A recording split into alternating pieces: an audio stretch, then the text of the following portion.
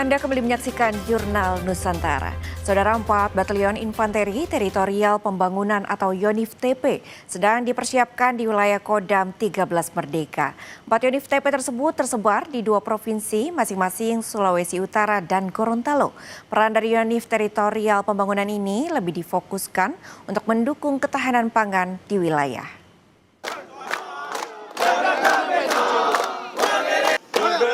Pembangunan YONIF TP di wilayah Kodam 13 Merdeka tengah berproses. Tahun 2025 hingga 2026, ada 4 markas batalion baru yang secara bertahap mulai dibangun. 4 batalion teritorial pembangunan tersebut, yakni YONIF TP 824 di Sumalata, Gorontalo Utara, YONIF TP 868 di Bolamongondo Timur, YONIF TP 915 di Boalemo, dan YONIF TP 916 di Kota Bitung. Masing-masing batalion akan diperkuat dengan 500 hingga 600 prajurit TNI Angkatan Darat, baik Tantama maupun Bintara. Sembari menunggu rampungnya markas YONIF Teritorial Pembangunan tersebut, Kodam 13 Merdeka berkoordinasi dengan pemerintah daerah setempat menyiapkan marshaling area atau tempat konsolidasi prajurit yang akan mengisi satuan YONIF Teritorial Pembangunan tersebut. Pangdam 13 Merdeka berharap kehadiran Batalion Teritorial Pembangunan akan memperkuat ketahanan pangan wilayah serta meningkatkan stabilitas keamanan wilayah.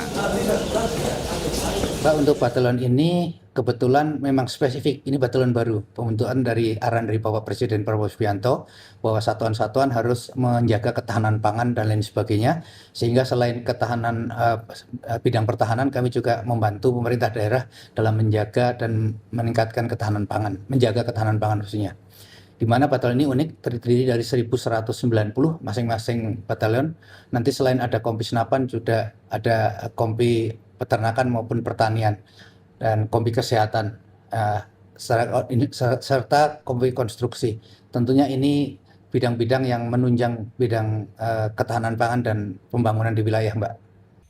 Kehadiran YONIF Teritorial Pembangunan ini tidak hanya memperkuat ketahanan negara, tetapi juga menjadi bagian dari motor penggerak percepatan pembangunan, perekonomian, dan stabilitas wilayah, serta memperkuat kemanunggalan TNI dengan rakyat secara khusus di wilayah Provinsi Sulawesi Utara dan Gorontalo. Tim Liputan Kompas TV Manado, Sulawesi Utara. Saudara, seperti apa peran YONIF Teritorial Pembangunan di daerah? Sesaat lagi.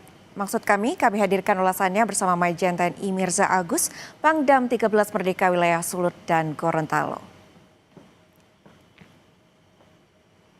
Selamat pagi Pak Mirza, terima kasih sudah bergabung di Jurnal Nusantara pagi ini. Tadi sempat disebutkan juga bahwa Kodam 13 Merdeka ini juga menyiapkan marshaling area. Ini apa tujuannya? Lalu kemudian 4 titik mana saja Pak yang akan dibangun batalion tersebut?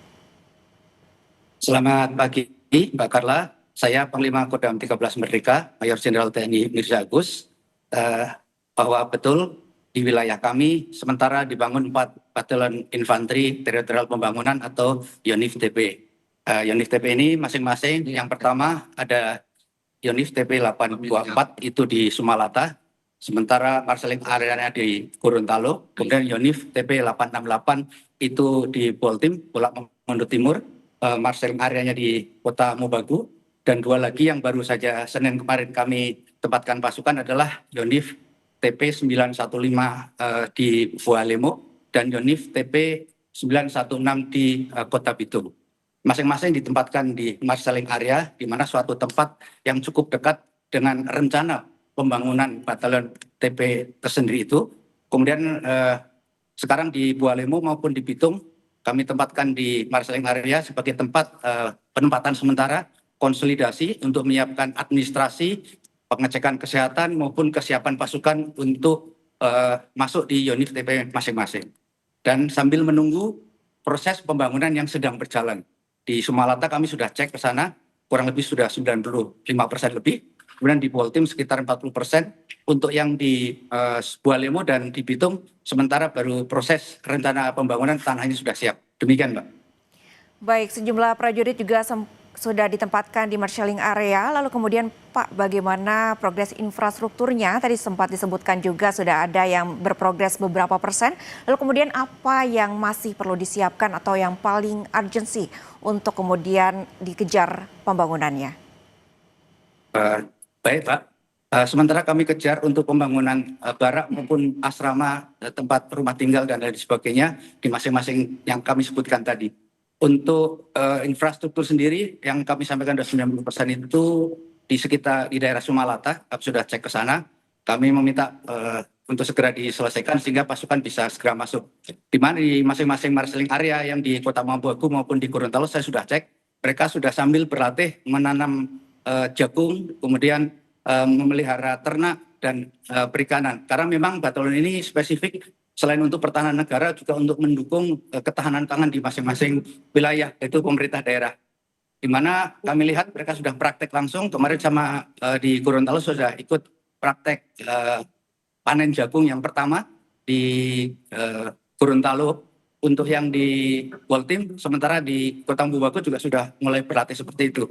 Jadi sambil berjalan masyarakat bisa bekerja sama dengan batalion ini untuk sama-sama membangun kekuatan di wilayah masing-masing, khususnya tentang ketahanan pangan. Baik, ini sejumlah prajurit juga telah melakukan latihan untuk kemudian mempersiapkan ketahanan pangan, diantaranya juga berlatih menanam jagung, lalu juga memelihara ternak. Bapak, lalu kemudian apa lagi komoditas yang nantinya akan difokuskan untuk pengembangannya di wilayah-wilayah tersebut, Bapak, untuk mendukung ketahanan pangan dan juga peran-peran lainnya yang akan dilakukan oleh batalion ataupun Yonif TP ini? Kami sampaikan Mbak, memang secara organisasi ada 9 kompi nih Mbak. Ada kompi markas, 3 kompi infanteri, 1 kompi bantuan. Juga ada kompi peternakan, kompi pertanian, sama kompi seni dan kompi kesehatan. Tentunya masing-masing kompi ini akan mendukung sesuai dengan keunggulan di wilayah masing-masing. Seperti di Bitung, mungkin lahan untuk sawahnya terbatas, tetapi lahan laut dan lain sebagainya sangat potensi sekali. Nanti kami siapkan untuk mendukung ketahanan pangan sesuai dengan keunggulan wilayah di masing-masing tempat. Demikian. Untuk jumlahnya Mbak, kami sampaikan untuk yang di 824 yang di Sumaleta itu sudah 550 orang, di Poltim kami 650, dan di Bualemo maupun di Bitung masing-masing kemarin datang 540 orang. Jadi sudah 2.300-an kami mendapatkan kekuatan tambahan pada tahun 2025 dan 2026 ini. Baik Pak Mirza, lalu kemudian kapan targetnya keempat batalion atau Yonif TP ini akan dioperasikan dan rencananya akan ada berapa prajurit yang akan ditempatkan? Total masing-masing 1.190, tetapi prediksi untuk tahun ini sekitar 600 masing-masing kurang lebih sudah bisa masuk ke satuan dan bisa operasional pada akhir tahun paling lambat, Mbak. Baik, rencananya akhir tahun ini akan sudah mulai beroperasi untuk seluruh keempat wilayah tersebut, dan Bapak terkait dengan persiapan yang telah dilakukan, lalu bagaimana dukungan dari pemerintah daerah terhadap pembangunan dari batalion atau Yonif TP ini? Ya, terima kasih pada masing-masing pemerintah daerah, Bapak Bupati Bualemo, Gorontalo Utara, Bapak Wali Kota Bitung maupun Bapak Bupati Poltim sangat mendukung terutama penyiapan lahan. Jadi keempat titik tersebut lahan sangat dibantu oleh beliau beserta SKPD-nya, termasuk dalam penyiapan MA. Di mana MA keempat titik kami dibantu oleh masing-masing pemerintah daerah setempat. Yang tentunya ini sebagai modal awal untuk kegiatan kerjasama berikutnya ke depan dalam melanjutkan tugas pokok masing-masing batalion di wilayah tersebut.